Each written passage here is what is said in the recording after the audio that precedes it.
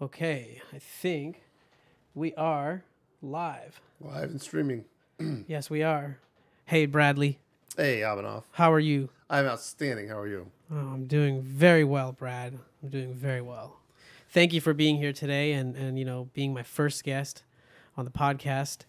This has been a fun setup for me. It's been in the works and really excited to give it a test run. This is your very first show, It's yes? the very, very first show. I'm here for the birth of it. That's for the birth. You're the man. That's right. You're the man of the hour. Awesome, man. What have you been up to? What have you been thinking about lately? Oh, we got a couple of different topics we can talk about. Yeah. We talked about one of the ideas I was thinking about lately was a relationship algorithm. Yeah, tell me about that. End. What are you thinking about? Well, I'm just thinking What's your about crazy mind stirring up there, Bradley? Yeah. Crazy is the nice way of putting it. Yeah. We're all Just crazy. the idea that if things run according to algorithms, if the world runs according to rules, Sure. shouldn't relationships do the same thing? And you go, of course they do. People pay a lot of money for relationship courses, and there's counselors and everything else that supposedly know these rules, right? And so then I thought, well, what about the process of getting into a relationship itself? Meaning when two people just suddenly say, oh, I'm attracted to you. And then where do they go from there? How does it go from the beginning all the way to the end where they're bonded, so to speak? Meaning they're growing together as people. And I thought, Where's the point that Yeah. you go from strangers to, I think I want to date this person? Is that what you're saying? I'd say strangers to infatuation, meaning that initial excitement, and then you start dating them, and all of a sudden it's like you're excited to see them all the time, and Yeah, you fair just can't enough. get enough of them. And then eventually, my impression is, according to my reading so far, eventually that develops into bonding, which is a different neurochemical. It becomes oxytocin, if I remember right. Okay. Which is a bonding chemical. It's the same one that's given off when moms have babies. Like there's vast amounts of just going So crazy. that creates the bond between the mother and the child. Exactly. And so the oxytocin starts being released more, according to what I understand, between 1.5 and 2.5 years after you start dating. You're saying that it takes that long for a bond to happen? It takes that long for the initial rush chemicals to wear off. So you're saying to see if long-term sustainability, if you're like past the phase of, initial relationship jitters, so to speak, Sure. it's going to happen after roughly, Yeah, between 1.5 and 2.5 years. wow. Yeah, and it's just the idea then that now you're going, okay, now I know this person as they actually are, not the infatuated, ooh, I'm so excited every minute of every day for you. And so I thought, okay, that's probably step one. Make sure you understand the rules of infatuation and how they work, and recognize that they aren't the same thing as bonding. Mm. You can be infatuated with somebody and think they're absolutely awesome physically, and you're going crazy to be with them. But then in the long run, they don't have any, they don't have long-term goals like you do. Yeah, fair enough. You don't have the same idea about anything. And yet that initial physical rush is still there. And I think a lot of people mistake that for long-term compatibility, which isn't really true. You might get lucky, maybe not. So how do you even begin to think about, I'm going to build an algorithm that is going to allow me to find a compatible match? Because, a lot of these algorithms potentially claiming like the Tinders and the, I don't know all the other ones, but Right. that's the most common one I know for sure. And there's tons of them out there now, Sure. all claiming that they have an algorithm that will potentially find you your match. So why haven't you pursued that? Why do you feel like you have something special? I think they're ignoring the obvious biology component because it's too inconvenient for them to address it. Because For it's hard to example- globally spread it, no? No, just because some of the stuff that's pragmatically difficult from a business point of view. Speak that in simpler terms. Are you familiar with the major histocompatibility index? No, Brad. No, Bradley, I'm not. He's talked about, dog. He's just making up words. He's I know making you up are. I know words, that's man. real, Come Brad. on now. Come on, I know that's real. Yeah, all right. Them's just jokes. No, the MHC histones are these big molecules that your DNA is wrapped around. And so NHC, MHC. MHC. Mm-hmm. Okay. And so this index determines the signature of your immune system. And so in a very famous test, they had men not wear deodorant and wear a shirt for a while so they'd sweat on it, so it kind of smell like them subtly. They would give these shirts then to women Just and like say, average day wear shirt. yeah, just average wear a shirt. Okay. They go, okay, which of these men are you attracted to and why? So And women would sit there and sniff smell the test shirt. without ever having seen the guy or anything else. Okay. They don't know anything about the guy other than the smell. What kind of women volunteer for this, first of all? People have to get... Questionable. They make the college kids do these experiments. Like, oh, you're a Psych 1 student. Hey, Come sign up. how do you advertise for that? Seeking women in their late teens and early 20s to sniff a T-shirt. Who don't mind the smell of a manly man. Yeah. Sure. They All put a right. picture of a cowboy on it. I don't know, something. Monetary, probably. That's right. Probably economic. That's Yeah. right. Alrighty. So, Oh, well, so the women selected overwhelmingly men who had an MHC signature that was a certain distance away from their own on some plot, meaning that they would be optimized for the immune system of their offspring. so there's something that points out that there's like a connection, one for one, like you have a match. This is your MHC match. And this MHC processing is going underneath Hold the on. conscious level. The hell does MHC stand Yeah. for? Major Hold on here. Major histo. histo. There you go. Okay, what is this? Wow, that's quite a word. Major histocompatibility complex. All right. Wow, okay. I've never heard of this. Yeah, Wow. it's pretty cool. It's a signature of how strong and robust your immune system is. It's a signature of what you will find to be the foreign agent. So it says it's a genetic system Oh, there you go. that allows large proteins in immune system cells to identify compatible or foreign proteins. Okay, compatible or foreign proteins. It allows the matching of potential organ or bone marrow donors with recipients. So this is basically saying what is inside of your DNA. If I introduced something foreign, will it? Does it know that it's a foreign thing? Okay, Yeah. or does it think it's part of its system? That's right.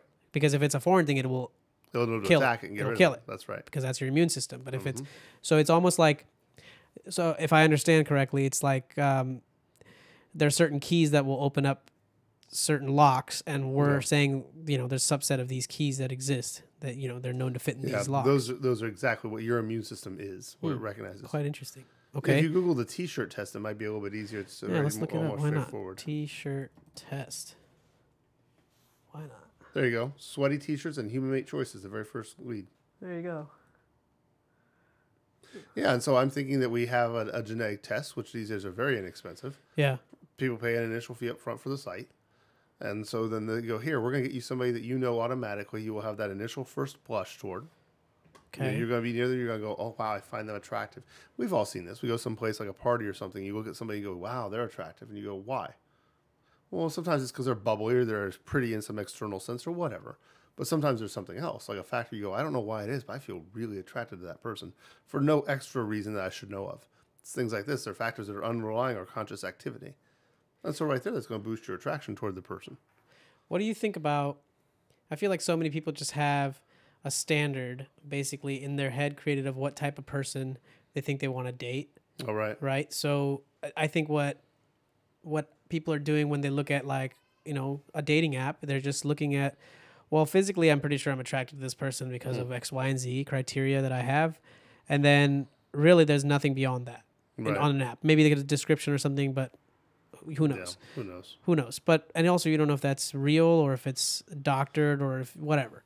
So you're saying this is one of those things that scientifically could potentially be a factor. But I wonder, now this is at a level of, your genetic. Yeah. But I wonder if there's any studies done or any correlation to say, okay, what you find attractive genetically or what your system thinks is attractive, how much of that is actually like a mismatch or a match of what you believe to be your ideal mate based on physical attributes, perhaps personality traits that you find viable. I wonder. Yeah, I don't know if we even have that much knowledge yet. Yeah. I don't know if genetics has figured that. My impression is it hasn't, but what do I know? But that'd be cool if your algorithm does work. Well, and that's the thing is new technologies like that come online, we could use them. Yeah. I was thinking MHC is first, facial symmetry is second, because it's shown that people have more symmetric faces are more attractive. Okay. Which means you could sit there and do an analysis and go, this person is, 65% attractive, whatever that means. And this other person is 90% attractive. Right. Well, like our speaker we were listening to said last night, everybody tries to date 25% above their grade. Right. So we can That's actually pretty funny. match these people within some kind of variance. So it won't be 25%, but maybe we can put you, close enough that everybody goes, oh, okay, that person's, yeah, okay, I'd date them. Yeah. And so now automatically this will help prevent mismatches. And so there's also things like we have lots and lots of psychological batteries these days that I think are what does that mean? psychological tests that somebody can be given. Okay. that I would think would show a lot more Like about them. psychological analytic tests to determine. Yeah, like the common one is what's called the Big Five inventory. Okay. A very standard psychological test to see things like a personality type, so then you can plot that in 5 dimensions. Got. It's things like was it conscientiousness, Yeah. 5. I think I know what you're talking agreeableness. about. Yeah. The 5. It's called like the Big Five inventory. I remember they call it. Let's look it up. Oh. Say, what do you think it could be? Yeah, put it as their Big Five. Big 5 personality. There you go. Okay. Yeah, so this is measuring 5 very important personality traits that they think are like core basis in vector Okay, space. here we go. We in got fact. openness, Yeah. right? We got conscientiousness, extroversion, agreeableness, and neuroticism. Neuroticism is like negative. Well, my impression is it's just a tendency to be a little to have an irrational action or belief Okay. that is intransigent, and I think that's it. I'm not Okay. sure. Let's look it up. Neurotic. Well, I guess neurotic person is having. Having Okay, well, that's a great definition. Self-defining. oh, there you go. Individuals who score high neuroticism are more likely than average to be moody and to experience such feeling as anxiety, worry, fear, anger, frustration, envy, jealous, guilt, depressed, mood. Well, I think They're the life of the party. they're the life of the party, but everybody has a level Yeah. of so this are traits that exist in all of us, but it's just a degree of which them, yeah. that you Well, apparently, I completely misdefined neuroticism a few minutes ago, so I that's apologize okay. for that. Well, that's why we have Google. That's why. That's invented why we're Google, not kids. trying to just put stuff out that's not That's factual right. here. We check our stuff. Check our stuff here, you know. No, but yeah. So, and the idea then is these are the 5 bases. Like you can construct somebody's personality by looking at where they are in each of these dials. So how would you? I feel like some companies though haven't they tried like I don't know. There's got to be platforms that are charging a little bit more premium for their services, right? And they must be charging or having you maybe take some sort of a disc analysis or a personality trait analysis assessment, and then mapping those as part of their broader algorithm. I would think so, but have you seen them?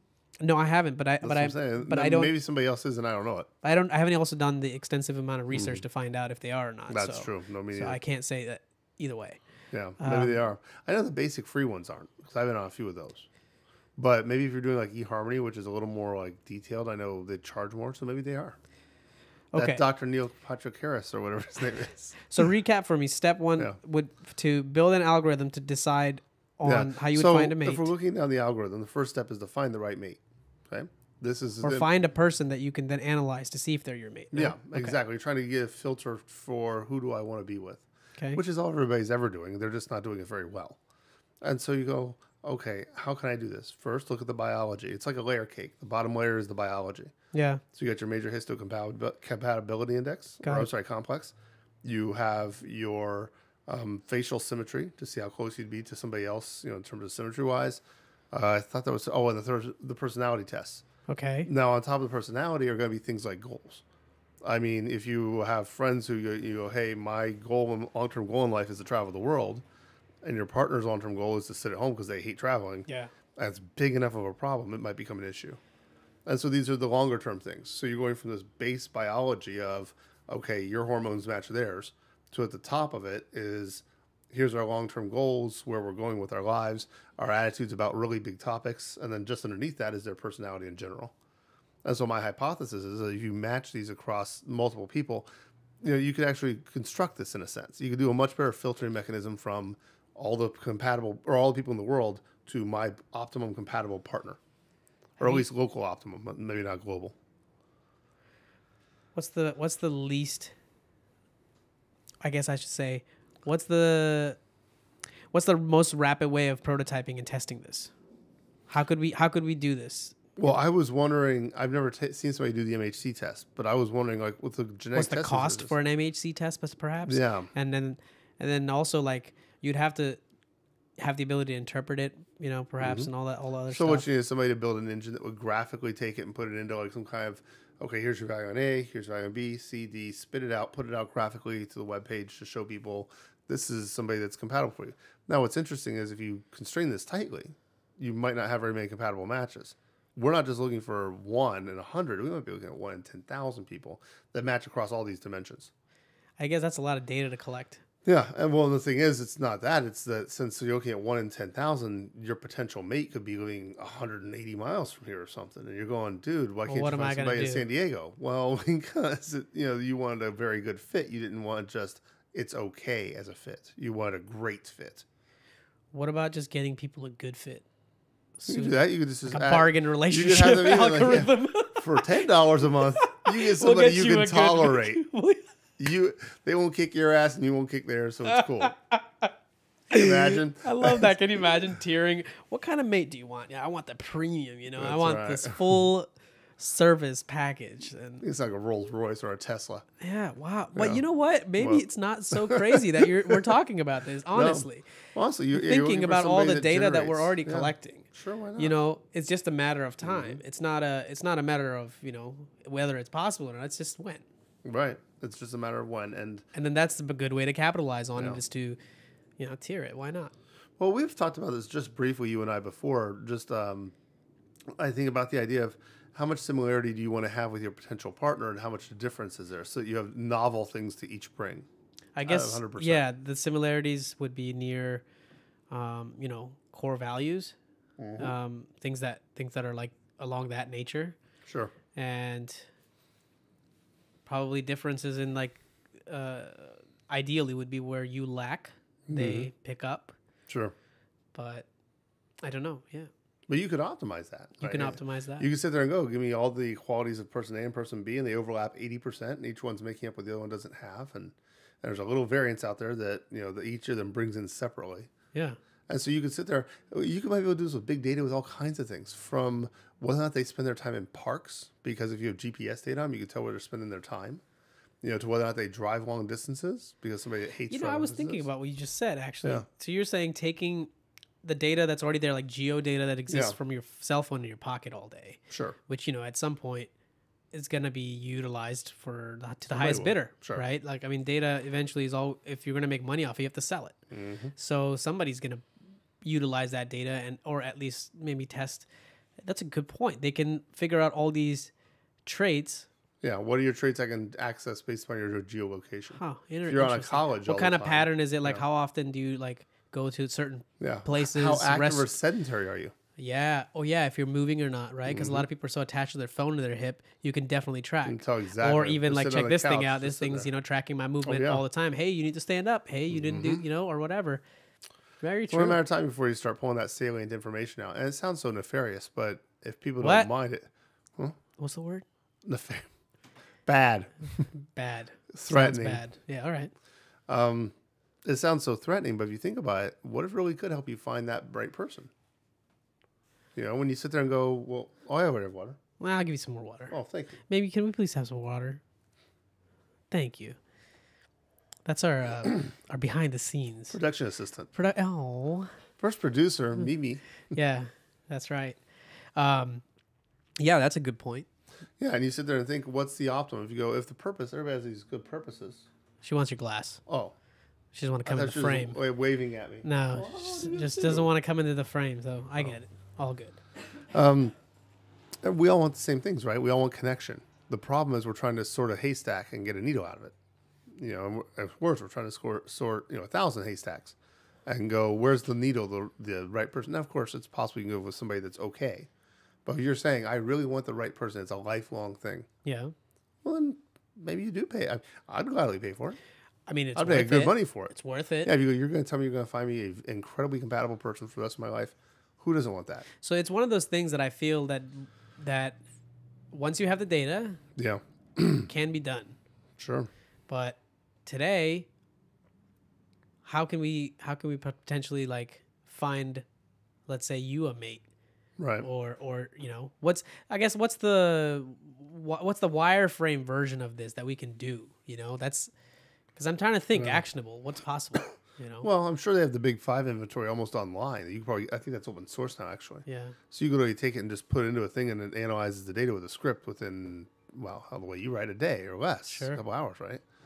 And you go, well then, okay, now I can get the big 5, so that gives me a personality thing. But now I'm still kind of just competing with Neil Patrick Harris. I keep saying that. I know it's like, was it Neil Warren something? I don't know. The guy from eHarmony. Oh, And so the old guy who keeps saying that he's the guy, so many matches. Oh, thank you, miss. So there's so many. It's eHarmony, Dr. something, Neil Patrick Harris, that guy. eHarmony guy. Oh, there it is, Dr. Neil Clark Warren. Dr. Neil Patrick Yeah, Harris. I'm pretty sure that's the guy from How I Met Your Mother. Yeah, How I Met Your Mother. After How I Met Your Mother, he started a website. Yeah, for sure. I think that's. thanks. Okay, that's great. But then you're just competing on the software. You're going, okay, how can I who's got the convince better somebody? who's got the better algorithm? Yeah, so you're gonna have to do better. You have to do more than that somehow. Which also leads me to, I'm kind of going, okay, well, maybe those MHC tests aren't that far away, because I don't know if they can do them right now or not. Because I know they have, sequencing for like $100, and that's 23andMe, and they'll tell you all kinds of stuff about your genome. Like, well, I can't believe this is the ancestry stuff you're talking about? Yeah. I can't believe that this is any more than that. Have you done one of those? No. I This feel still kinda skeptical. scare me. I feel skeptical about giving that kind of genetic information out. That's Mm-hmm. kind of like you're volunteering to basically be on a database of where they can scan you. I don't know. I'm sure eventually it might be unavoidable. It's close. Did you hear about the guy who just got arrested for a 40-year-old crime? No. He got arrested. Is someplace like, I think, over in Indiana. Yeah. And he gets arrested. The way they got him was because they had DNA from the crime scene from like the 90s when they couldn't even hardly sequence DNA. And it had been saved all these years. They check it. Now they're at the point where they can do a phylogenetic, which means they're talking about the behavior that is expressed as a result of the gene. So, for example, you might have the gene for 2 different eye colors. Yeah. Which one's actually going to pop out? And we one or the other, and that's called the phylogeny, the expression of the gene. And so they were able to phylogenetically analyze his DNA, and literally say, he's about this height, he's about this race, he's about this build. They built a composite of the guy without even having ever to see him. There were no That's witnesses. crazy. What's this case called? I don't know. I think it was man arrested in 30-year-old cold case, something like DNA. Because when they found the rest of his DNA, they checked it. There it is. Yeah. CBS. Yeah, that's murder. it. Yeah. They literally, this girl was killed, and they literally took to the DNA and compared it and said, we don't have his DNA on file because he hasn't done anything. Yeah. However, they took, it's one of these public databases, I think the Ancestry.com database, and said, here's somebody that must be, I think they said it was his cousin, like he's related to him. Right. And he said he lives in this area, and he has this build, he's this race. They just looked around for that person and said, hey, do you have a cousin named so-and-so? Yep, I do. Wow. They tracked him down through his relatives that had never done anything wrong either. They were just in the database from doing the Ancestry or the 23andMe. Right. That's amazing. It's pretty insane, because then you're going, this means that, let's say, for example, I committed a crime, even though I'm not in any database of DNA. They would literally have that now by looking at, say, my mom's DNA if she had ever done 23andMe. Yeah. And so very soon I'm like, well, how could you ever hide from authorities under certain circumstances now? Doesn't seem like it. It's got to be a way. There's always a way. It's always a way. I've seen Dexter and Forensic Files. Oh, yeah. I know Dexter what was to a good do. show, man. But it was super repetitive, Yeah. a good show. Yeah. I'm only on season 3. Oh, you haven't even finished this? Oh. I'm only now on season 3, yeah. Oh boy. They just caught the Bay Harbor Butcher. You got to check out Ozark next. Oh, yeah? Okay. I think that's a good show on Netflix that you should check out. Yeah, that does sound pretty cool. Yeah, it's a cool show. I think because just of your nature of your interest in being real precise with stuff. Very tactically minded. Very tactical guy. I think he's a good character. So how far have you thought this thing through, man?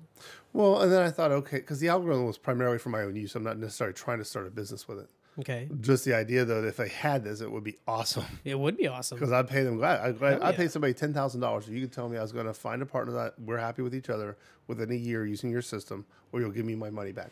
Here's $10,000. I'd pay you this. Because really, what's been the challenge for you? Why haven't you found somebody that? Okay, first off, I just want to take a step back, and I want to just for the people that would listen to this, I want to point out, Bradley is a very incredibly bright person. He's got, I mean, if you look at him, how society would, defines people that are credible, PhD, masters, 6 degrees in all. The guy's incredibly qualified. And in debt. And, well, sure. But, Yeah, actually, you know what? That's real. That's right. That's Fed real. loan servicing wants my money every month. That's right. And actually, you know, you've seen quite a bit through your profession and just being a professor. You know, there's a lot you see in the universities. It's true. Yeah, so I don't know. Like it's not like you're not exposed to enough people in the day. You know, you're getting a ton of people coming in that's and out true. from all different backgrounds. So I mean, what has really been hard for you in determining, you know, or finding a match? My best guess so far is that it seems to be difficult because there really isn't. Calling it intellectual compatibility sounds A, a little bit insulting, and B, a little bit vague to me. It's more like we don't like talking about the same things. Yeah. And I go, well, if a lot of my life is science, a lot of my life is science. And so and this person, in many cases, just doesn't want to talk about it very much. And I don't know. It's kind of hard. It's kind of like for most people, it's like they're children. But that's how important it is. But why do you? Oh, but you want to? Okay, so let me ask two questions. Is it that you want to share with this person your, like, you know, what you're doing in your life? Is it to that level, or is it that you want their, you know, undivided attention to, hey, here's like some, you know, stuff I'm theorizing or whatever? You want both. I mean, I guess you want both. You know, honestly, like you want a variance of both. But but I'm thinking, what if somebody was a little bit more independent? They didn't really necessarily need to know a lot about your business, and you could go about being that way, but they're fulfilling you in all other areas of your life, as in, you know, they're still a great person, they love you, take care of you, and all that good stuff, and vice versa. But you're not necessarily connected on the same field, and I don't know. Yeah, maybe I could deal with that. Yeah, I'm not sure. It's a challenge. It's one of those things where you kind of have to go, well, what am I willing to compromise on, and what am I not? You know, and high risk, high reward. High risk, high reward. Kids, x-axis is risk, y-axis is reward. That's the line should be linear. The line should be linear. That's right. If it's underneath, it's called an asymmetric risk reward in your favor. That's right. Yeah. We talked about this a little bit earlier. We're going to talk about this a little bit. Oh yeah, we're going to do this later. We're going to talk about, you know, what's coming up in the economy, and I think, I mean, you're screwed. Sorry. Sorry. You're all screwed. Yeah. This is going to be Economic Collapse the Musical. Yeah, right. It's how you can basically prepare yourself. Buy gold. Pretty much. Stock. Wow. Hoard supplies. Terrible. Yeah, I think so. To wrap up the whole algorithm piece, I think. Yeah. So let me ask you this: do you think relationships are algorithmic in terms of how they develop, or is it the case that these are just some magic? I'm reluctant to use magic. Sounds supernatural, but I mean, people think of it as being unpredictable or art, not a science type thing. I think the relationship part it's interesting. The world we're living in today, and how people go about approaching people. You know, people are generally looking where they go for their extra activities, right? If you're not allowed to date people at work, which generally is the case, right? Then you go on dating apps, or you go out. I think gyms are like a popular place. You're going to see a lot of people, and then it's already a good place to start picking candidates, possibly because you have mutual interests. So you already have that established. Or, but you know, that's not to say anything. If you go to the restaurant, you see somebody, or a bar, that's fine too. I think the pattern is in people's behavior. Once somebody's understanding of what is it that they want in life, I think that's very important, because if you're not still figuring out kind of like what you want to do, and you're not doing anything about it, it's going to be tough for you to find a mate, because you're yourself so lost. So I think you need some level of orientation. Obviously nobody knows everything about where they're going or what they're doing, but some level of orientation would be useful. Yeah, otherwise you're just kind of drifting around. Yeah. So if you have that about yourself, then I think you're more likely, which you obviously are, you already know a lot about yourself, and still learning, of course, Sure. But it's like enough, and then you can kind of project, okay, what is it that I like? So you're almost defining what is it that you find meaningful, valuable in a person. Right.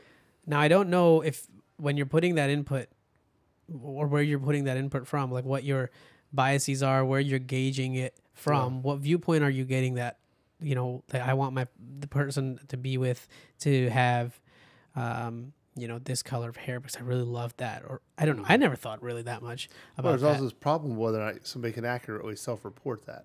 Sure. You know, somebody might say, well, it's important to me that they be funny. And then they actually date somebody and they go, well, maybe that wasn't that important to me. They Yeah. might Well, not be able what's to query funny? Funny is a themselves accurately. subjective thing too. Yeah, but I You mean, know? the person can't even tell what their own thoughts are. They think they want this, but they want that. Yeah. And they don't even know it until it happens. And they're So I like, guess oh, I was wrong. so in that case, because of people that don't know, then the algorithm or something that was based on a foundation of biology, it supersedes your cognitive Yeah, because you think you want biases. A, but you really want B. Yeah, because you're not necessarily tied to your viewpoints. You're seeing, okay, this is a good foundational start. You know, perhaps what would be more useful is if we could have a test that could give you an understanding of what kind of people you should look for. So it's actually giving you because our brains are really good. If you tell it what to do, like specifically enough, a lot of times we don't do shit because we don't know how specific to execute, right? It's Right. like that's what happens with me. It's like, oh, okay, I want to do this. Well, how? Okay, well, and then I'm not able to break it down as far as I should to Right. execute on it. Yeah. But if I don't understand, then I don't do it. So I totally lost my train. Where was I going? We're talking about the idea of whether something would be executable. We should give them a personality test. Yeah, tell so what if you way give they them a should go. test, then they can understand what type of, what to look out for at least. Yeah. You know, I think that would be very useful, and that's good, easier to do Probably, yeah, a lot easier, I would think. because then you're kind of, saying, okay, like for example, I don't know, when I was looking for a girlfriend or somebody to date, I like somebody that stays physically active. Above, like I want a few things, like I want them to have good family values. Financially was a thing because I was like, okay, I don't want somebody that's not gonna have a career of their own. Sure. And then I want to support only. Not that but that's just my own thing. Might not be yours. You know. Right. So, and then I thought, okay, I don't generally care what background racially they are. I didn't necessarily consider it because I'm attracted to a lot of different, good looking girls. Like it's a lot of different beautiful women out there. I'm sure you are. Well, why not? Why not? You beautiful people everywhere. Right. I live at the beach. San Diego, what do you think? Yeah, I mean, I was a bodybuilder, man. I like girls and guys' physiques. I see a dude that's in really good shape. I admire that. I can see what it takes. I know what it takes. It's a lot of hard work. Yeah. So to me, it's like either way of there's a different. It's almost like I think of people as in beauty sense. Like to me, there's like a level of perfection that came with bodybuilding or people that take time to sculpt their physique. It's like it's like a beauty was a thing that Peterson was alluding to last night about. Right. Hey, there's this mystery behind beauty, and there's also kind of it's a little scary because we don't understand it completely. Well, what makes it so beautiful? Can we really identify what makes something beautiful to us? Like, what is it? Is it that it's so perfect and it makes us feel like that's something we want to achieve? But perhaps there's also a fear that we're so imperfect ourselves, and we're looking at this thing that almost feels like it could be godly because how can it be so perfect? Yeah. I don't know. There probably is some form of neurological basis for that. Meaning, what determines why something is pretty to one person but not another. Yeah. And maybe our structures are similar but a little bit different. There are probably structural differences biologically. So if you could actually rewire that, I've always wondered, like, could I make, I don't know, anything? Could I make a stick look beautiful to somebody if I had their neurons rewired just right so they go, oh, that is beautiful? That I guess I think what you're saying is if I showed it to you from a different perspective, would you look at it? Or if you, as the observer, were a different perspective, meaning you've had literally brain surgery and they've cut. That is interesting. So I'm saying, like, they cut a little piece of your brain that deals with beauty. Because I've seen this before. There was one woman I saw who had open brain surgery, and they were poking in some part of her brain, and she thought everything was funny. She said, "Oh, you guys," because she's awake, because they're awake, because there are no pain right, because your receptors in the brain doesn't feel Right. pain, so you can actually poke Yeah, so at you're it. awake, and they use it for exploratory things. Like, what That's are you so feeling cool. now? And she was laughing, like crazy. She said, "What's so funny?" He goes, "You doctors just standing around. It's so funny." She thought everything was funny, and everything seemed to be humorous, which I've heard is a reaction to some people when they have marijuana, but I don't know. Well, I wouldn't know nothing about I don't that. know right? about that. But if we did know, it might be possible. Yeah, it could be. No, I mean, it's California. You see these people all the time, I mean, there's definitely like marijuana is known to elevate your mood, for sure. Yeah, and so maybe it is that just like there's a region in the brain. So is somehow- alcohol some way, but it's also alcohol has been classified as a depressant though. So Yeah. I don't think. I don't know. Well, maybe, so you sit there and think, does that mean every subjective human experience is actually obtaining its qualia, meaning the sense of what it is like, rather than just being a videotape from some part in your brain, and could you alter it? So, for example, let's say you have a memory, you remember it fondly, right? It looks like a beautiful day outside. Well, if I could mess with your brain so you thought that was funny, or I could mess with your brain so you thought the ocean was ugly. Could I mess with another part of your brain and make you hate the memory instead of love it? So mutate the emotion you have attached to the memory Yeah, by just act if by the memory itself, physically altering your brain is out what of you're your saying. brain. Yeah, if the memory is out here like a film strip, there's this, like you've talked about before, the observer and the observed. Yeah. There's another part inside of you that attaches. What's that memory like? Am I happy about it? Is it in my far past? Or does Yeah, it there's feel some like it just emotion happened? attached to that memory. Yeah, for there's this sure. extra meta information, metadata. You're saying, can I mess with that metadata? Could you mess with the data and by will messing it with the brain? affect Yeah, your output on Yeah. the memory? So I know that our memory itself, like when we remember something old, we can change it as we're speaking it. So and so you almost like are trying to read something, and as you're reading it, it's fuzzy. And while it's coming to you, you're like adding more data into the memory. right. But as you're adding this more data into the memory, when you're all said and done telling your story, the next time you remember it again, I believe what at least psychology says, you're actually remembering the last time you told it. Yeah, I think as I remember right, memory degrades over time, and you can mutate like where it's going, depending if you remember it incorrectly each time. There's all kinds of compound effect. I was thinking about this earlier. When I knew you years ago, did you have a beard and mustache? No, I did not. In my memory, you not do. In my memory, you do. I saw your picture on the wall over there as you without the beard and the mustache. Without the beard, that's what I used to look like. And in my head, you always had the beard and the mustache. Well, Even that when is I remember trippy. you, I'm going, that's not true. That's definitely not true. I thought, wait, wow. But you know what? Now that you say that, Yeah. when I think about Brad Hughes, Yeah. what clearly, distinctly comes to my mind is our physics classroom and the colors scheme Yeah. and what you used to look like then. Yeah. You were a little skinnier, Oh, obviously. skinnier. Yeah, sure. And to me, it's like And a younger skinnier, by several taller, years. younger. Yeah, for sure. Yeah. That is the picture. And whenever I think about you, Yeah. that is still the picture that comes, even though we've, interacted many times Yeah, for now. years and years. And it's like, Sure. that's still, that's weird. Trippy. Well, my ex from way, way back when, I dated her when I was like 17. We were in high school. Yeah. And then I started dating her again at 25. Yeah. And then she very quickly, like within a month or two after we started dating, quickly lost 30 pounds. And she just said it was her homeostasis. She was much happier, because she'd been single for before. sure. Yeah. And so, and she goes, I guess I should be thankful that you didn't really notice in some sense because, you didn't notice I was 30 pounds heavier before. And I said, you look exactly the same to me now as you did when we were in high school together. Right. My feelings are very strongly tied to this image of this person who I go, it's years later. We're both 45 now. I can't imagine what life would be like if I saw her. Damn, that is old. Damn. How do you even get here without a wheelchair? It kind of scares me, man. I'm sitting at the back end of 26 here. I'm about to be 27 in March. Sure. I'm an older 20-year-old now. You're on the wise end of the 20s. Yeah. I'm closely approaching that 30, and it's scaring me a little bit. Yeah. Just a little bit because I don't know. Like I think a lot of people go through this. I think a lot of people my age or around my age are, thinking, am I doing everything correctly? Am I doing what I should be? Like, am I set up properly? Am I, because I don't know. You're not really taught how to be a proper adult, honestly, right? Like, apart from your parents, and they do the best they can. But what do your parents really know if they weren't really taught how to be a parent? That's true. Like they've just done their best, and maybe they've done a great job, and you're very fortunate. But I think there's a question of wonder in every single person about that. No, I've heard this before. A friend of mine said that she likened it this way. She's a friend of mine from high school, right? And she and her brother have gone radically divergent paths. She has 4 or 5 children, and they're, this is, a lot of her time is spent raising her children and raising them well. And the oldest one, I think, is a teenager now.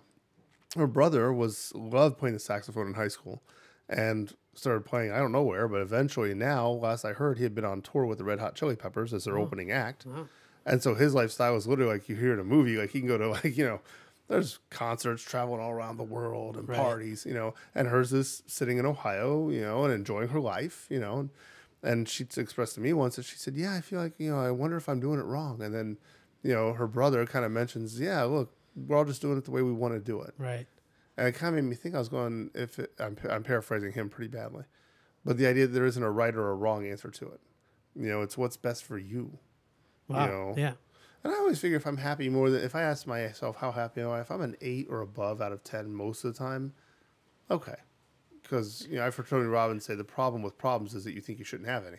Exactly. Yeah. Everybody thinks they There's shouldn't have always any something. problems. There's always a gap between where you are Yeah. and where you're going. Absolutely. Yeah. You know, I don't know if that's a good segue into like talking about how people could potentially prepare for what's coming, because honestly, a concern that I've heard other people voice to the younger generation, the older, wiser folks, is that we've never really seen a massive economic downturn apart from 2008. Most of us, we haven't necessarily seen things go terribly, terribly bad, Right. like the 2000 or like before that, or The one in the 80s. the 80s. I wasn't even born, right? One So in like the mid 90s. yeah, so we don't know anything. Honestly, we don't know what it's like right now. We've seen in our entire childhood has been a massive shift in technological boom. Basically, all the money, dollars, everything's going there. You know, I have a career out of that, and it's like that's where everything's going. So we've only seen growth. Honestly, 2008 was a hiccup. You know, but I don't know. Like I know my personal family was definitely affected by it, but like in the grand scheme of things, that was not even that bad. Well, I think my impression is that the drop in the S&P was comparable, not as much as, but like it's only second to the Depression. Yeah.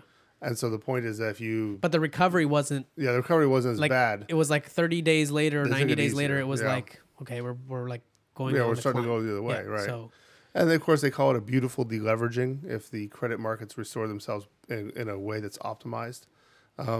Beautiful deleveraging. Yeah, anybody who really wants to know this should watch Ray Dalio's "How the Economy Works." You can YouTube Ray it. Dalio has it's some a good 30-minute video, and it is. Yeah.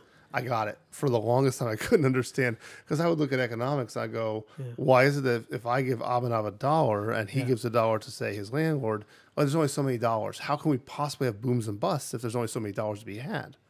And I found out by watching his work that that's just not true. We create debits all the time. Every time I use a credit card, I've literally magically made a debit where there is no dollar there tied to it. I've said I owe you. Yeah, right? It's an IOU, right? Yeah. And if you add up the amount of how much outstanding debts there are compared to the actual amount of dollars, I thought he said it was like 9 to 1 or something. It might even be worse. The debts that's how much up. we've like we are exceeding the number of without dollars. having. Yeah, so like let's just make up a number. So the global economy is just a teenager that doesn't know how to control money. Quite apt, yes. Yeah. And so eventually you pretty much have to pay the bill. Some people will start losing their jobs and the system starts to fall down like a series of dominoes. And so this is why we've always had booms and busts as long as we've had the type of modern economics where we've credit markets. Oh. You know, without credit markets, you wouldn't have the people incurring the debits. Well, we keep raising our debt ceiling. Is that the correct terminology? Yes, that's right. Okay, so what that basically means, from my understanding, is that we're essentially saying, so we have X amount of debt. We obviously can't pay it off. Right. Why don't we just increase how much we have so we can keep spending? Do you mean because we're going to have to pay it off anyway? Increase the amount of debt we have? The debt ceiling, so how much more we can keep spending without having to pay it back, right? Right. So why do we do that, and how can we keep doing that? The problem is that if you borrow money at a low interest rate, it's like economic gasoline on the engine. You can use the money that you've borrowed to do something with, right? Okay. So we will incur debts to other countries all the time, and they incur debts to us. Each of us owes each other money. And so you hope that if you keep stimulating the economy with this in the right way and in the appropriate amount, the economy will be healthy. Right. If you have an idea to go start a business and you have no money, it could take you a long time to build up to that point. If you have the idea to start a business and someone says, I'll give you a nice low interest loan so you can get started, then I can stimulate growth in a way I couldn't before. My impression is, although I've never checked this, the problem is not the actual amount of debt you have. It should be debt compared to your GDP. Meaning a tiny country might not produce very much, so they shouldn't have as much debt. Right. And so you can see how over-leveraged they are, meaning how much if they've taken out too much money and they can't ever pay you back. It's kind of like one of those really high-risk loans. So what happens to those countries? So far as I know, they get restructured the debt. I don't know I think the country, if it had to, would say it defaults. Like, is that what happened to Greece? The Greeks were defaulting on, some of their debts, I think, to the European Union. I think they were supposed to pay a certain amount of money into the European Union and did not. And that created, I guess they called it the Greek Eurozone crisis. Gotcha. This question of, well, if somebody doesn't pay back their debts. Now, of course, we're talking at a super macro level, a lot of which I don't know a lot about yet. But we're talking at this really high level of like, this is the whole world's economy. But the same thing is repeated on smaller scales all the time. States borrow from other states, cities issue municipal bonds. And then down at the local level, You have something like, banks that'll give you a certain amount of money, and then you can put it in stocks or houses or whatever. And so all this is the same cycle of people borrowing and paying back, taking it bigger and bigger levels over the course of, according to Ray, about 8 years.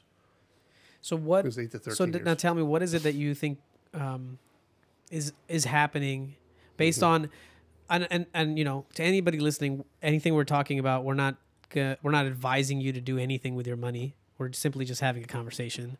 Yeah, neither of us are pros. Yeah, we're not licensed. Neither of us or is a certified. licensed Anything. financial advisor. Yeah, Definitely I'm telling you not what me. I think for me, and you do what you want. Yeah, for do you. what you want. Make your assessment. Like And that's Tony fair. Robbins said, "I'm not your guru. Do what you want." Yeah, do what you want to do. All right. So what do you think is going on? Like, let's have a little bit more about. Okay, so we know the cycle goes up for a certain amount of time, and then at some certain point you can't borrow any more money. Meaning the company goes, "Hey, you're not bringing in enough to pay back your current debts." Some of the companies will then start to go into default, which causes the market to go downward. Companies go into default, they lay off the workers. The workers get laid off, they won't buy more stuff. Sure. Now, of course, we're starting on like a roller coaster. It's reinforcing itself going down because now they won't buy more stuff at other places. The other places also can't pay their debts, and now they go out of business. And it's like this chain reaction. And so that's normal. This happens all the time. Ray points out in the video that these are boom and bust cycles. I could never figure out when I was younger how it is, because I remember being in the recession in the 90s and in the early 2000s and going, how in the world is it? Like, we still have a certain number of dollars in the world. I said that now I know that's not true. It's the actual debts with interest on them that are getting messed up. Yeah, they're created, as he puts it, out of thin air. Yeah, it's brilliant. He's so brilliant. He's one of the richest men in the world, right? Oh yeah, he started Bridgewater Associates, $18.6 billion. Yeah, one of the richest guys in the entire planet. And he's a financial guy through and through. He started his hedge fund literally out of his 2-bedroom apartment with no money. Amazing. Incredible. Yeah, and he's really good. When he talks, I really go, he's got a lot to say. How do you counter him with somebody like a Warren Buffett? Well, or are they? I mean, they're parallel. Yeah.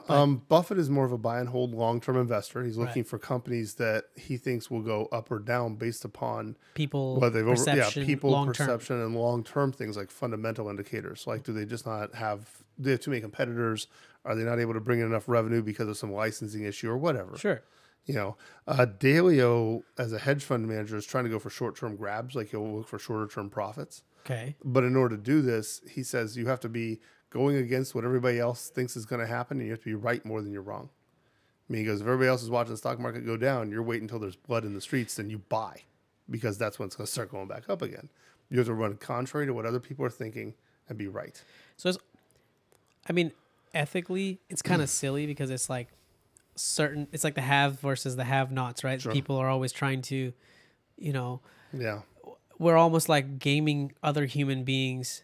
Yeah. The lesser sort of people that are more frivolous and maybe not necessarily of higher conscientiousness and understanding their behavior patterns and just being fools to mass marketing. Right. You sit there and go, you're like, is that fair? I don't know what else to do. I don't know. I've thought about economic systems for a while. So what do you do? Do you suffer too? Like, I mean, So do I join them? Yeah, do I join them? Should I suffer? And then you also think about, well, should I help these people by giving them money? Is that the way to do it? I don't think so. And then are they going to make the same decision they just made, and they're going to lose that money? Sure. Well, so I mean, I think it's a complex question. It's a very complex question, not a straightforward answer. But with that said, though, for what I'm doing, the economy is about to go into a recession pretty soon. And that seems pretty much the common thread everybody is saying. But it's almost the question is really when and what can you do now and how can you prepare yourself at this moment to be, in an anticipating, you're anticipating. Sure. Obviously, make sure you're ready. But you're ready to pull the trigger when needed. Well, step one is to look at what's called the divergence between the 10-year and 3-month Treasury note. You want to pull up the screen? Let's Google this. Just Google Fred. 10-year. 10-year. Minus 3-month. Okay, let's see what this is. Yeah, there it is. So Fred, the St. Louis. Fred is a. So we're at a website here. Division, there's the Federal Reserve Bank. Okay, the thing they robbed in Die Hard 3. Oh, that's what it is. The Federal Reserve. Love that movie. Originally, they held gold, but now they also help. You know what's funny about that? You told me this in our physics class about that movie. You were like, you know how those guys are robbing those gold bars? Yeah. It's completely unrealistic. Those things are Yeah. heavy. They take You the can't- density of you gold. can't There's just just no way. you can't just toss around Yeah. gold bars. Funny, that looks like a styrofoam bar with gold paint. Right? How is that happening? Yeah, for sure. Yeah. Okay, so tell me about Fred. Oh, so the idea of Fred is then tracks the difference, the maturity, the 10-year minus 3 month, what the rate is that they are paying for that on the open market. So, for example, if they're equal, if a 10-year Treasury note is going for, I don't know, make up a number, 3%, If a 10-year Treasury note, can we define what that means? meaning it's a bond issued by the United States Treasury that says in 10 years you'll have X amount of dollars. Okay, And so they buy and sell these on the open market, just like stocks. It's on the bond market. gotcha. And so their publicly quoted rate, they'll say the 10-year Treasury is make up a number, 3%, right? And so the 3-month Treasury is in 3 months, the federal government will pay you this much. It's a shorter term thing if you want to tie up money for a couple of months. And so then that is some other number. Now, normally people will pay more for the 10-year security in this case than they are for the 3-month. What that means is this number will be positive. You can see on the screen where it's percent. It's the difference, one minus the other. So if they're both getting 3%, then it's zero, because 3 months, the 3% minus 3% is zero. Sure. Now, what this calls is an inversion. Whenever this number crosses beneath zero, is Right what you should here. be watching. Yeah, well, zero is down there on the very bottom, the little black line. Yeah, when that So blue you're line, saying whenever, let me zoom in here, whenever here goes below, so this is the 0 line, I believe. That's right. In the chart here, 0, 0. So whenever it goes below this is indicative of, that we're going to have a recession within a year. damn. Now, I can show you data on my spreadsheet. I Yeah, emailed you. can we look? Yeah, So let's here, look at let that. me pull So that. what you're watching for is the date that divergence hits zero. That's what they call it. Okay. Boom. Okay. So I took every recession Okay. since World War II, and you can see them listed in there in column A. Right. And then I looked at what month the 10-year minus the 3-month is zero, meaning the signal we're looking for. When did it happen? Sorry, say that again. Sure. The 10-year minus the 3-month, So meaning... this is the second column. Yeah. And so I said, what date did that happen? What month and year? Because I want to be able to look at the recession. I want to see when did it hit zero in the bond divergence, and then when did the actual recession start? And so I'm looking at how far apart they are in each of these. And so you can see the column C now is the recession start date minus the bond divergence date, meaning how far apart did you get the signal from the recession? Okay. Okay. How far did you get the? So the signal that you're going to have a recession until the recession started. Okay, so based on the graph that we saw, how far From then until the recession till the actual starts. recession happens? What was the time frame based on the last So, however many years you did Based this? on every recession taken since World War II. Oh wow. Okay. Yeah. The difference between them is normally 9 months, and the standard deviation is 4.4 months. Now, it's hard to tell if this follows what we call Gaussian statistics because there's only a few data You're gonna have to samples. explain that to me and my audience in a way that Oh. makes sense because none of us are mathematicians here. Okay. You've got the number for the average of something. It gives you some information. However, it doesn't tell you about how likely it is that you are on the average value. For example, let's say we're taking the heights of average people in a room of just adults, Okay. adult men. So they might say the average height is 5'10". Okay. And so they've sampled a bunch of just men sitting in a room someplace, right? Now let's say instead I pulled a sample and I said, what's the average height of a group of people that are made up of toddlers and the NBA basketball teams?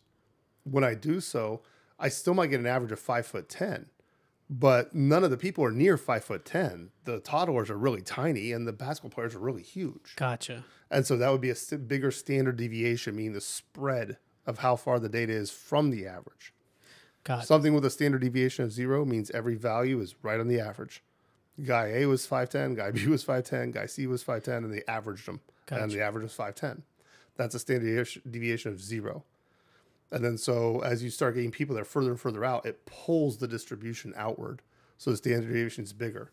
It means that if you randomly pick one, you won't be necessarily likely to be as close to the average. Okay. Right. So let's say, for example, we did the situation with the toddlers and the basketball team. Right. If I picked one of the people out of the group, the average was 5'10". Is anybody in that group going to be 5'10"? Not necessarily. No, because I got toddlers that are like 2 feet tall, and I got NBA players that are like 8 feet tall or something. And so even though they have the same average of 5'10", because the standard deviation is so huge, you're not likely to get on that value yourself.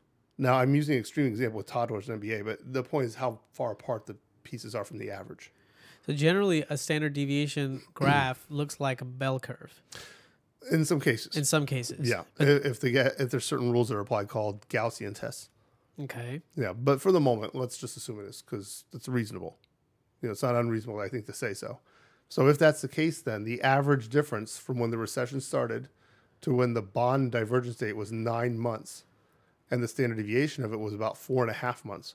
That means most of the time you will get a recession starting between 9 minus 4.5, which is 4.5, 4.5. Yeah. and 9 plus 4.5, which is 13.5. So you should expect between 4.5 and 13.5 months from the moment that the bond divergent hits zero, you're going to be getting a recession. and it's headed starting. that way. And it's headed that way. You saw in the graph how much it's been going down. I thought it was going to hit it a week and a half ago. It was So a what 0.15. dictates it going back up? Normally when the economy starts to get healthier, when people are willing to pay more for those securities again, you'll see the spreads start to occur again, and it'll go back up. Okay, so just a recap on what we're seeing here. Based on all the recessions that have happened Since World War II. since World War II, Yeah. what we're seeing is from the time the graph that we saw called Fred, Yep. right? The divergence graph. The divergence graph, which represents the difference in interest rates offered on a 10-year treasury and a 3-month treasury. Okay.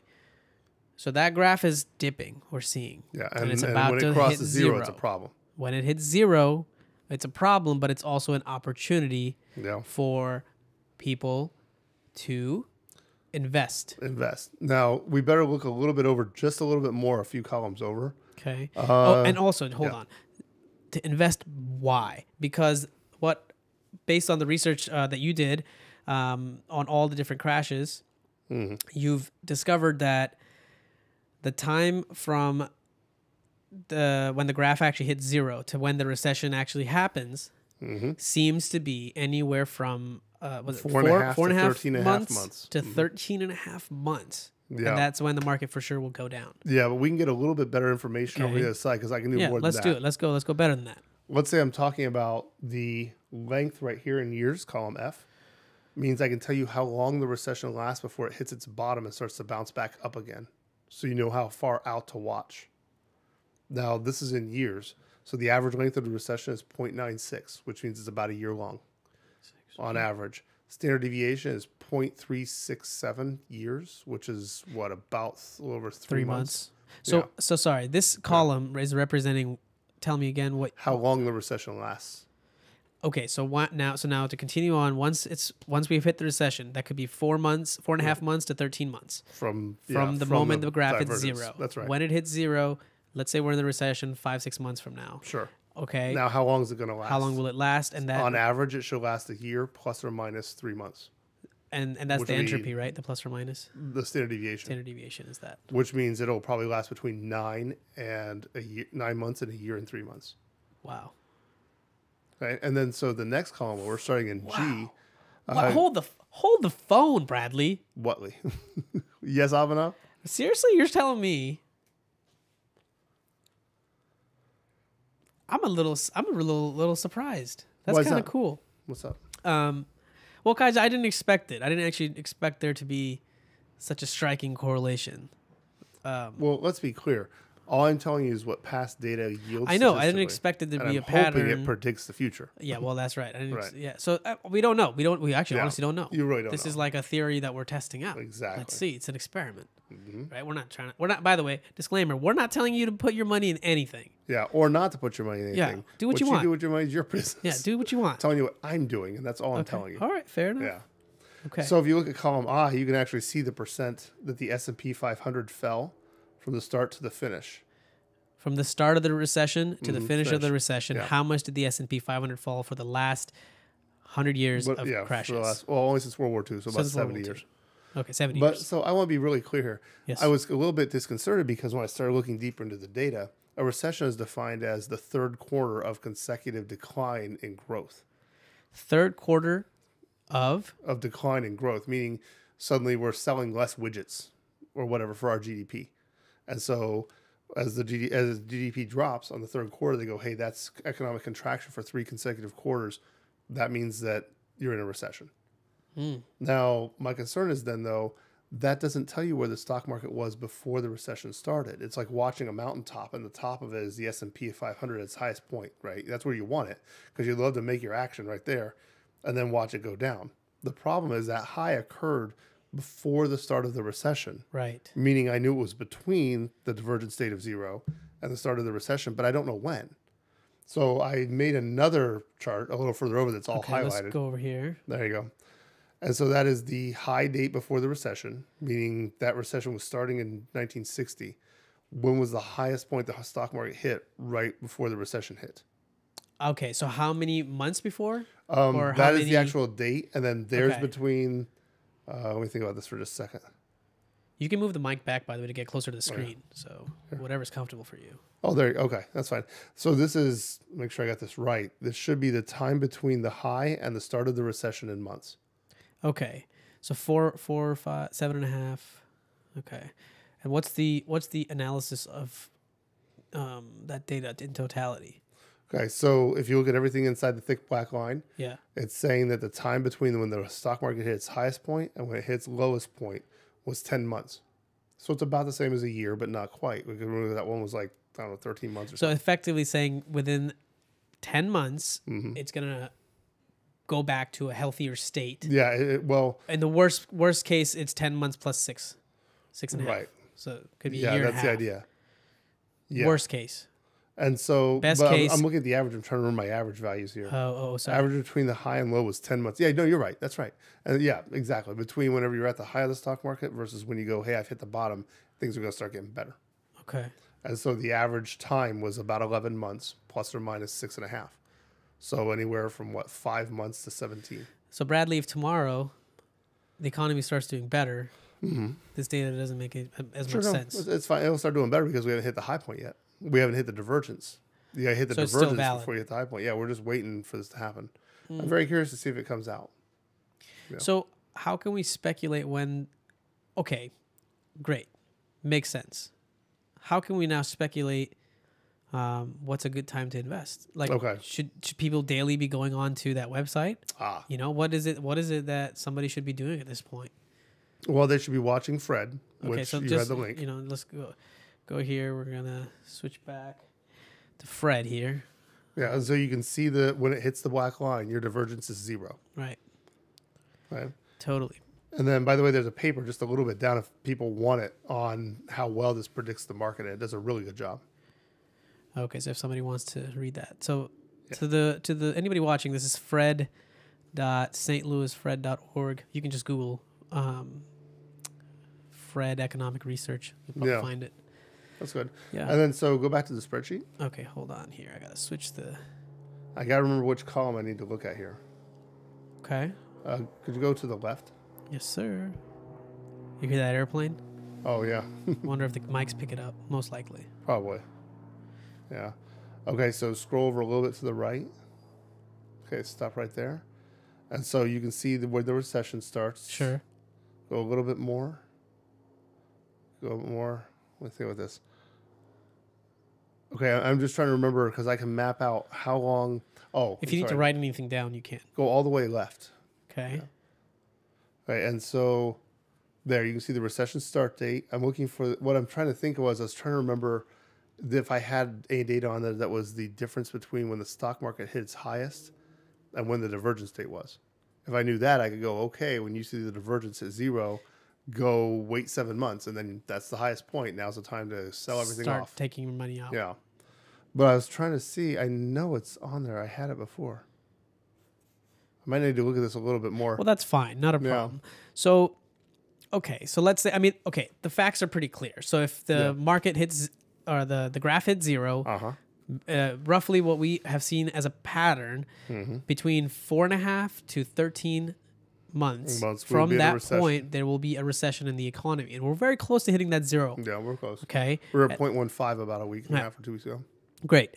And this is cyclical. This is definitely something that happens in the economy. So it's nothing to freak out about it, but it's something you can use to take advantage of by saving some of your money now and having it ready to invest when the market is at its lowest. So then potentially you can ride the wave because it's going to correct itself. Always does. Absolutely does. Unless you're saying that America is going to completely fail. and the whole world's economy is going to completely fail, maybe it will. Yeah. But you know, If it does, you got bigger problems. yeah, you got bigger You problems don't care about than your about your stock stock market market. investment. So you might be worried about having a safe place to live. Yeah. So fair enough. Okay, so people should at this point potentially have their money saved and ready in an investment account. What kind of things should people be looking into? Do you Depends think? on how much risk you're willing to take. Okay, so this is now Yeah. talking about high risk, high Well, reward. let's go No? low risk first. Okay, There's a couple but easy but ones that's to okay. us. So we're Even going if to the talk market's about going down. sure. Yeah. Two things you should look at are either SDN, which is an inverse fund. Can I get rid of this now? Yeah, yeah. Okay. It's either SD or SDN.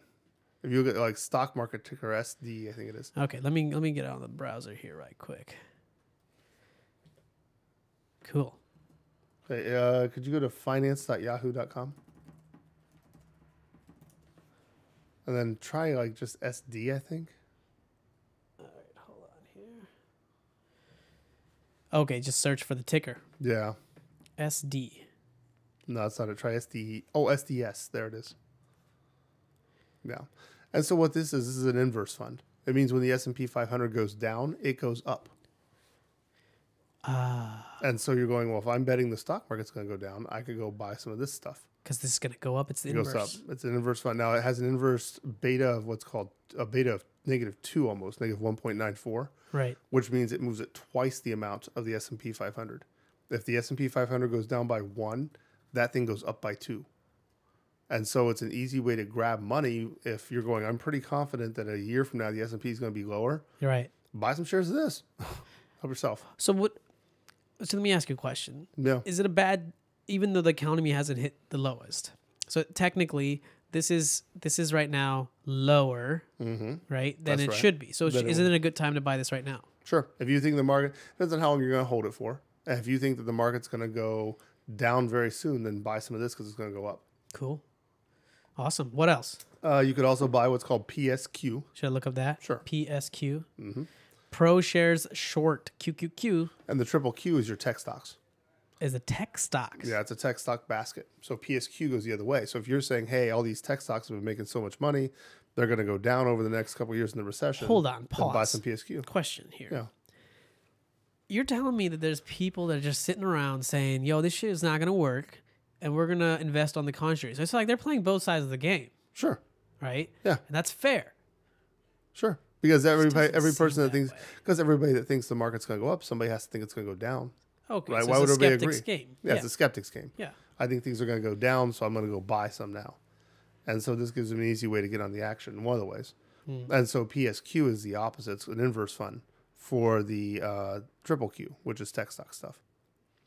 And so this is another easy way if you want. And when I say lower risk, I mean this is lower than what I'm about to discuss after So this. lower risk. And now this is something that these are individual stocks. They're actually an account, what's called an ETF, an They're an exchange traded fund. ETF. Okay. Yeah, the fund goes out and buys stuff that would make it so that it performs. Who owns the fund? Depends on which brokerage house. So you'll hear like So Vanguard funds or something. who would be managing pro shares? Or like who there's would a- decide what shares are in there? There'll probably be an asset manager that works for the brokerage. So I So guess a Vanguard's brokerage the one. puts out a share or a E ETF. Well, some of these banks are so big. You could have funds and you could also have other services. I think I can't remember who put out ProShares. It wasn't Vanguard. I don't know who it is. Okay. But like Vanguard is a giant bank. Yeah, Can sure. do I this. have Vanguard. Yeah, and all they're doing is saying, okay, we're going to put together a basket of assets that when the S&P goes down, this thing goes up. Okay. And so that way, if you want to bet on the market going down, because you're still going, these people aren't being reasonable anymore, go ahead and buy some of that. Interesting. So this is now considering now we talked about a graph a little bit earlier where it was risk on the y-axis. No, risk on the x-axis. Risk on the x-axis and reward on the y-axis. And essentially you would draw a line through saying that, the higher your risk, the higher your reward. Yeah, that would make sense. Right. Right. That would make sense. Right. And if that's not true, then it's An asymmetrical Right. risk reward situation, which is what you want. which is what you want because it's in your favor. Yeah. If it's asymmetric, meaning you only risk, say, $1, Right. but every time you win $2. Okay. Well, sure, if I'm paying a game that's a 50-50 game, Right. then overall, if every time I lose $1, and every time I win $2, in the long run, that's easy to see I'm ahead. And so the risk was $1, the gain was $2. Now, of course, the problem is you also have to weigh in what the probability is of each outcome. With something like a coin flip, it's obviously 50-50. With something like rolling a die, it's 1 out of 6. Yeah. Right? But with real life, it gets a lot trickier. What's the probability the United States will default on their assets? What's the probability this country will do that? What's the probability our political system will do this? And all these things are generating probabilities that you have to subjectively assess. Is that data that is only privy to the financial firms? Well, I don't think anybody even knows how to calculate it, even in principle. I don't think I've ever seen a way that you could, because there's too many variables in the world. Yeah, who is actually sitting around doing this? Yeah, and maybe how could you? Well, yeah, I don't know. You're right. There's all kinds of data that's still being left out of the model. And so therefore you won't capture very much of the variance. Yeah, but so the idea is then you can go buy these. If you want to go a little riskier, meaning you want somebody would buy this. Sure. And then they would monitor the Fred graph. Well, they should buy this after Fred crosses. Right. So let's say Fred is at 0 and you've ended up buying Pro Shares, and then what was the last one we just talked about? SDS. SDS. So you bought Pro Shares and SDS. And now what should you be doing to monitor? Waiting to see, and of course this thing said from the high of the S&P to the low was, I think it was like 9 months. Right. That means you should be holding this for about 9 months, and you're probably going to be at the point where now you're at the highest. Because while the stock market was going down, you were going up. Okay. And so at the end of that 9 months, you go, okay, it might be time to sell out. Okay. And the longer you wait, the bigger chance you're taking. Right, because as soon as the other market starts going up, you're going down. Exactly. So you got to kind of time that too. So I guess is you looking out for when to time that. What are some tools or resources somebody could potentially look into? Well, obviously the spreadsheet I think said 9 months on average. But if you want to go, I know, but like let's say 9 months, that's the average. But how is there some real time metric that we can track, or we can? The unemployment rate comes out. I remember once a month, I believe. I can't remember how often. Where does it come out? Just anywhere? Like it's the office of. I don't know why you know that. I used to know this too. I don't know why I knew it. That's a good question. But you'll get things like unemployment rate, consumer spending. Yeah. This will give you some idea as to how far something goes down before it starts coming back up again. Right. And so once it does, you go, okay, wait your 9 months, sell it back out. Get out of there. And that would be way number 1 to make some money. Way number 2 has more risk, but also a lot more reward. Which is to sell stock or to purchase put options on the stock market. All right, let's take a second. Let's look up what the heck put options are. Sure. Because I don't know and I want to learn. Okay, a put option in finance, a put or put option is a stock market device which gives the owner the right but not the obligation to sell an asset at a specified price by a predetermined date to any given party. The purchase of a put option is interpreted as a negative sentiment about the future value of the underlying stock. So you're saying it's going to go down, I think. Right. That's right. Is there something that is the opposite of that? Sure. It's called a call option. Gives you the right to buy it at a price. And so when it goes up, let's say the stock is trading at 100. Okay. And you buy a call option with what's called a strike of 100. Means if the stock stays at 100, you don't do anything. But if it goes up to, say, $101, you go, oh, good. Now I can buy this stock for $100 and sell it off on the stock market for $101. Make a dollar. Okay. And so you buy a call option when you're bullish, meaning you think the stock market's going to keep going way up. Because if you think it's going to go up to, 120 by the end of your expiration of your option, right, you buy the option for $1, and then you pull out you get your option. It has a strike of 100, and at expiration, the stock is at 120. Now you get to go ahead and buy the stock for 100 and sell it off at 120. So you made $20 minus the $1 you pay for the option is 19. So in a sense, you risked $1 because you couldn't lose more than your option premium. The most they could take away from you is what you pay for the option, because you don't have to. You have the right to buy it, but not the obligation to do so. Whoa. So you're risking $1, but if you think it's going to go up to 120, you could gain $19. But you only lose $1. You only lose $1 because that's all they can take. And if you're expecting the right moves, you can set up an asymmetric risk reward ratio, because you can't risk more than what you pay for the option. They can't take any more than that. The gain is way higher. Yeah, if you do it right. So that's essentially now hacking the linear graph that we described earlier of, having a linear risk to reward ratio. Yeah. Now, there are probably some people, I got to think about this. It depends upon where you think the thing's going to go determines your risk reward because you could lose all of your And money. what determines where you think things are going to go? This is where This is a objective perception probability is the problem, problem. right? Exactly. If you're really confident, let's say time traveling you showed up from a week from now and said it's going to be a 120, then of course it's better. But now you're going to have insider knowledge. That's not the same thing. Ooh. Yeah, but so if you do this, if you buy some put options, you buy them further down than what the S&P is currently trading at. So for example, the S&P is I think like 260 something. I thought it was 266. So let's say I want to buy one. I think the stock market's going to go down 20%. So I buy an S&P put option with a strike 20% down. So that would be 52 away. So let's say I'm saying the market's at 266. $266. Yeah, I think the SPY fund is currently 266 something. Okay, yeah, let's take a concrete example. Yeah. So let's say it's at 250. Make math easier. That's good. Let's do it. So go ahead. So I buy an option that says, hey, I'm allowed to sell that to somebody for $200. That's the because strike. you think it's going to go down by $50. I think it'll go down $50 or more. Okay, so you say I'm going to sell a put option, or what's I'm the going to term? buy a put option. I'm going to buy a put option saying that I will buy the S&P 500 at 200. Wait, I got to think about this right. Is that correct? It gives me the right to.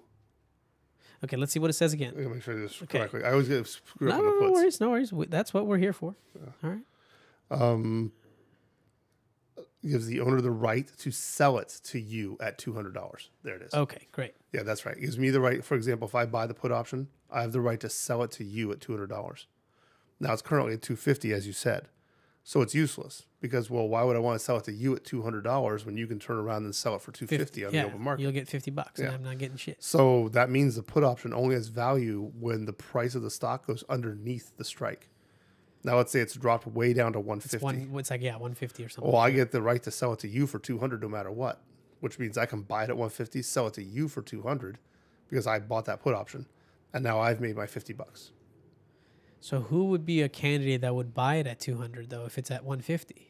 They don't have a choice because they sold you that put option through a security, through a brokerage. Oh. They have to buy it at 200. That's why they sold you the option. They got $1 for their trouble for hoping it doesn't hit 200. So you're telling me there's companies that are putting out these options. Mm-hmm. Well, it's actually mostly the Chicago Board of Options Exchange in Chicago. Are these guys stupid or something? Mm-mm. People write options. The brokers write options on all kinds of prices because you don't know for sure if the market's going to drop to 200. If it doesn't drop to 200, I lost my dollar. But they're speculating too. Everybody's speculating. That's all it is. That's why I don't want to. That's why I never was attracted to this game because it's so hard to understand. Yeah, you literally are going, okay, I think the market's going to do this or that. That's all you're doing. Yeah. The market makers, like at the options exchange, make options with certain strikes. They'll do a strike of 200, 201, 202. Yeah. And that way you can buy it wherever you want it. Think of it as being setting up like the gambling machine.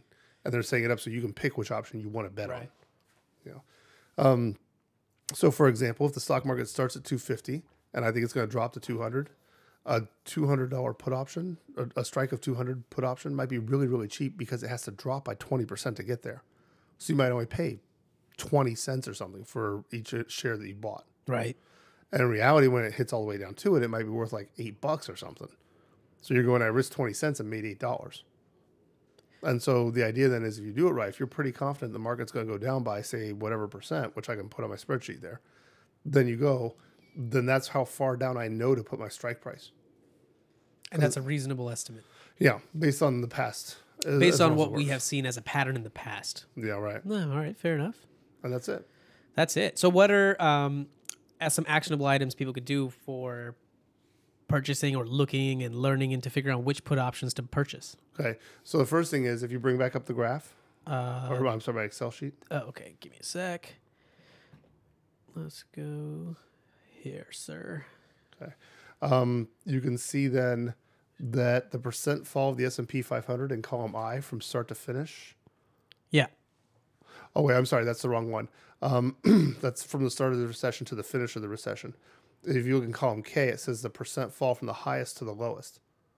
This is actually taken from an article on Seeking Alpha. Yeah, let's look at that article right quick.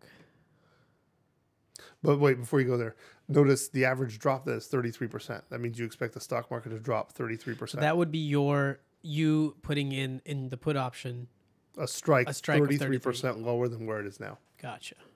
Interesting, man. Let's look at that right quick.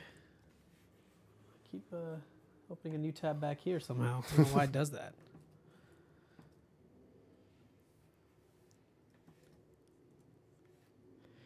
When does a recession accompany a stock market correction? And when does it not? So what did you find in here that was... That the average recession length is about 33%. There you go. Gotcha. There you see the percent decline of each of the recessions. So the average is about 33%. And the standard deviation, though, when I took the numbers in, they didn't put it in there. I did it.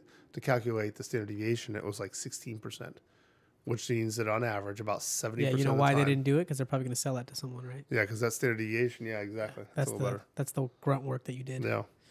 Sweet, man. So that means you're looking at about 17% to 33 plus 16, which would be 49%.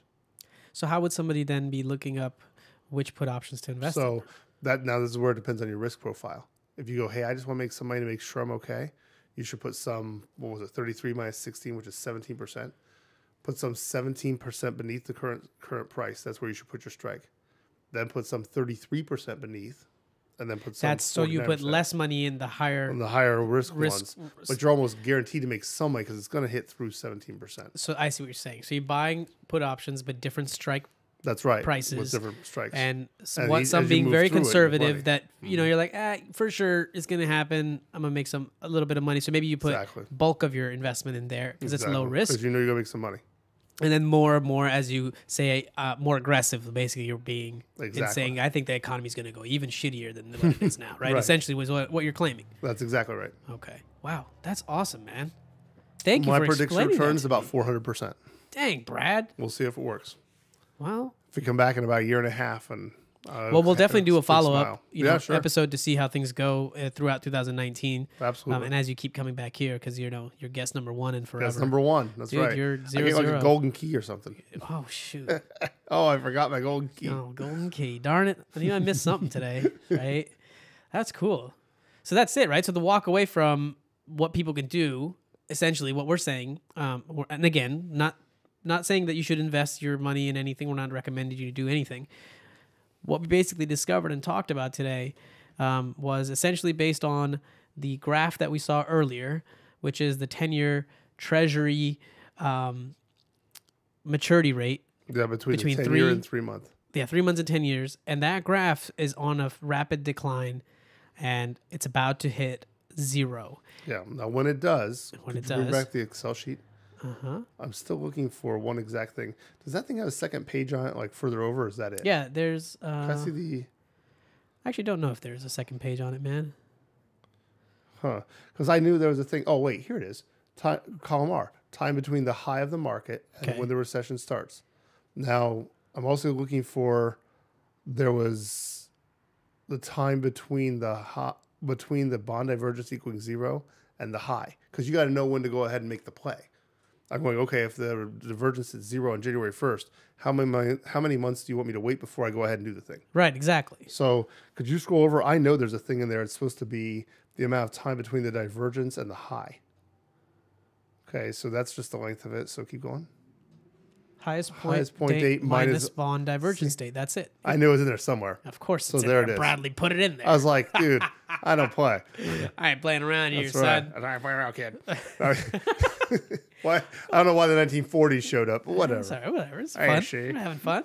Look at our divergence, see? That's right. So column D then has the downtime between when the divergence hits 0 Yeah. and when you're actually at the highest point in the S&P 500, according to every other historical recession. And so its average is 6.4 months, but the standard deviation is almost 6 months, which means within a month after it happens, after you hit 0, you could be at your highest point.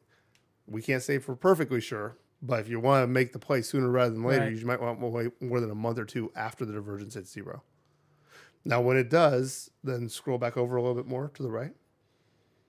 Then you could say that on average, the thing is going to fall about 30%. Here's two different ways I calculated it in columns K and Q. 31 to 33%. Exactly. And so standard deviations are right around 15-ish%. Right. So then you should automatically set your drops at 15, 30, and 45. And that would be a good. That's where the strikes are beneath So the it's current meaning value. that 15, a strike of 15 on your put option should be the 15% lower. Yeah, which should be a bulk of the investment to Yeah, keep to be it low safe. risk, to be That's right. safe, and then 30, And then 30, and then 45. because I'm taking each one, rounding them, and going, give me one standard deviation away, the Wow. average, and two standard deviations Incredible. away. And then so if you go a little bit to the left again, how long did it actually last? The recession lasted about 1 year, according to column F. Right. And the standard deviation was about 4 months. I thought I had a highest state minus lowest state. If you go a little bit further to the left. Hold on. Do you see? I think it's this, right? The first one, no? No, I don't think that's it. High minus spot divergence. What's false divergence signals? Oh, those are data pieces that were skewed and taken out? Though they actually went through zero and did not give you a recession correctly. Every recession has been preceded by a divergence, but there have been 2 cases in history whenever the thing hit zero, but you didn't get into a recession right away. You had to wait longer. You think that could also happen this time? Honestly, no, because it seems so clearly self-evident. There's no geopolitical thing that's making it do what it's doing. It's just naturally reaching the end of its cycle. Huh. Now, but then it's okay. So you can see clearly that the length of the thing was in years, was 1 year plus or minus about 0.36. Now, the problem I'm having is this is the actual recession start to recession end. Could you go all the way to the right one more time? Sure. Okay, so here you go. Time between the high and the low in months and column N. So you go, okay, that means right after it hits zero, then you should go look within about a month or two, and that's going to be the time. You put your strikes 15, 30, and 45% down from where the current value is. That's how far your price point is. And how long between when you hit that high point do you actually hit the low point? Because now you're watching the stock market every month to just see how high and low it is. Right. And so the time on average is about 11 months, standard deviation 6.5. So that means a really short recession might hit the bottom of the S&P within 5.5 months or so. And then otherwise within about 18 months. How can you get close? That's where you have to read the situation right then. You have to go, okay, are things still bad? Are people not buying things yet or whatever? Okay, so how can somebody who doesn't know enough, like, they're just starting out, they may be listening to what we're talking about and it's making good enough sense and they want to educate themselves enough to understand when to sell and when to, pull the trigger based on the information that we've already provided. Right. What would be, in your recommendation, a couple of things that somebody could do to, get themselves up to speed or, on all that? To learn a little more about how the a little bit market's more working, and be able to, have an informative decision on their own. Because the thing is, anybody listening to this, you guys have to do your due diligence on it for sure. Right. You guys have to do your part to make sure that it makes all sense to you. Can't do anything just blindly, right? Sure. Especially if it's your money. But with that being said, I definitely want to provide something that could be of value that they can read up that you think right be most appropriate, so to speak. Right. So if you want just you want to make sure you understand how the information works. Yeah. First thing I'd do is watch How the Economy Works by Ray Dalio. Yeah, that's right on YouTube. Right on YouTube. Free. So you understand how the boom and bust cycles work. And he really does. He goes up to the level of the federal government and shows how printing more money does this and changing interest rates does that. And so understand fundamentally how the market is. Yeah, beautiful stuff. Great. And so once you've got that, you have an idea of what's going on. You understand the framework you're playing in. I would at least glance through the conclusion on the Fred. There's a paper there that actually shows the 10-year minus 3-month thing, and there's proof of it. Beautiful. Right? And then you go, okay, now I understand how this works as a divergence. The next thing would be probably to go on Infopedia. Investopedia. Investopedia. Never heard of it. It's like a Wikipedia thing, but for like finance stuff. Awesome. And while you're there, Google things like put option, call option, inverse fund. And just knowing the terms that we've even used would really help you get a grip on, okay, I see what they're talking about now. Yeah. Because if we're using words you understand, of course you're not going to get it. Yeah, I mean, I'm going to have to revisit a lot of this conversation and actually, It's a little jargony, right? Well, I mean, that's to make we're money doing the people, best that we can. Yeah, but that's to make the money people would make you think you can't do it. Honestly, what is it? My favorite Tony Robbins quote is, complexity is the enemy of execution. That's right, yeah. When people think everything is so hard, they think they can't do anything. Yeah, they can't so do anything. You got to break it down paralyzed. to something that's digestible and it makes sense and you're willing to take an action towards it. And I think that's key. So I think we've really done that today. At least like it. I feel like I think I understood quite a bit, to be honest with you. Like sitting down on this chair today, I didn't expect. I mean, we did this completely raw. We didn't plan any of we this. know. No. So I definitely feel a little bit more confident. Do your due diligence. I'm going to do mine for sure. I think this is make sure. Remember, guys, We're not telling you to do this. Yeah. We are not giving you financial advice. Neither of us is certified as a For financial anything. Yes. You know, this is just my idea of what I'm going to do based upon what I see in the world. And Yeah. you can believe me, or if it doesn't work for you, don't believe me. It's entirely Yeah, up you're to just like a really smart person. But it's Sure, all right. It sure. doesn't really matter. Why should we be smart? you. Don't say that. They'll expect results. I'm not expecting What? anything. I'm just saying because I don't know. Anyway, okay. We should wrap this thing up. Yeah, I think this was so. a good episode. This What is do you good. think? We should talk like a little bit before we go. Sure. Let's. I think you had a really good idea, and that I can try to incorporate in these podcasts is how can we give people something to take away, maybe like a bullet point summary type of thing. Mm-hmm. You know. So today I think we talked about a few things. We talked about relationships. We talked about Sure. how actually it's difficult because a lot of conversations that we have day to day are very surface. Right. Right. And you need to be able to probe somebody a little bit deeper.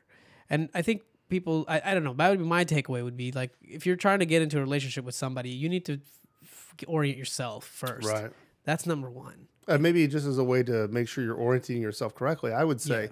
think of relationships as being like a layer cake. Yeah. Don't confuse that base layer of infatuation with common goals or vice versa. Make sure you know what you're getting and what you're going after. Yeah. When those two are in line, you're going to be just fine. Be clear on what But it you have is to be you clear. want. Sure. Yeah. If you like raw chemistry, that's not the same thing as saying they have the same views on children or futures or retirement as I do. That's not the same thing. Yeah. So know what it is that you're going after. Know what it is that what you want and where you are. Right. Yeah. That's amazing. Okay. So that's number one. And then I think we then started to get into, you know, the economy definitely seems like it's about to do a Yeah, it's getting downturn. there. You know, it's Right. getting there. It's on everybody's mouths. It's everywhere you turn in terms of finance. That's predicted. Mm-hmm. Now we looked today through the data of all the past crashes in the last 70 plus years, and from what we saw, the trend, it seems like there's correlation to be found between the Fred graph, which is the Treasury's 3 to 10 month. 3 10 to- months to 10 compared to 10 years. Yeah, to 10 years, basically distribution of how the economy is doing. Right. And that's about to hit zero. And when it does, we believe from the patterns between 4 months to 4.5 months to 13 months, roughly speaking, the Right. economy will be in a depression. About that. So you should probably wait no more than a month or two Yeah. before you make the move. And at that point, if you are a low risk investor, you can invest in things like two stock You options, could invest in what are called an inverse fund. inverse fund. Like the triple Q. Yep. I'm sorry, PSQ is an inverse And fund. an inverse fund essentially is just taking the current economy and betting against it potentially, That's right? So exactly that's all you're doing there. And if you want to be a little bit more getting asymmetrical risk reward, you have to look into things like put options, Buying put options, call options, and the third word was inverse. Something. Oh, you're just looking for things that move inverse funds. Inverse funds. So yeah, just look for those things. Pretty good way of judging I think it's a very whether or not. quality way. Yeah, and I think that's a good way to take advantage of the situation. You know, rather than being a victim to what's happening around Yeah, you. you're either Take- on the yeah, boat or take- you're in the Yeah, waves. for sure. Which one do you want? Take it. Yeah, I'm with you, man. Yeah. Well, wow, this has been really fun. This is awesome. I had This a is good time. awesome, man. We should do this again. Anytime you want. Yeah, this is great. Thanks everybody who hung out with us for it's been a long time. Do you have like fake applause now? Yeah, no, I don't have any of that shit, man. So, all right, let me cut this thing out of here. All right.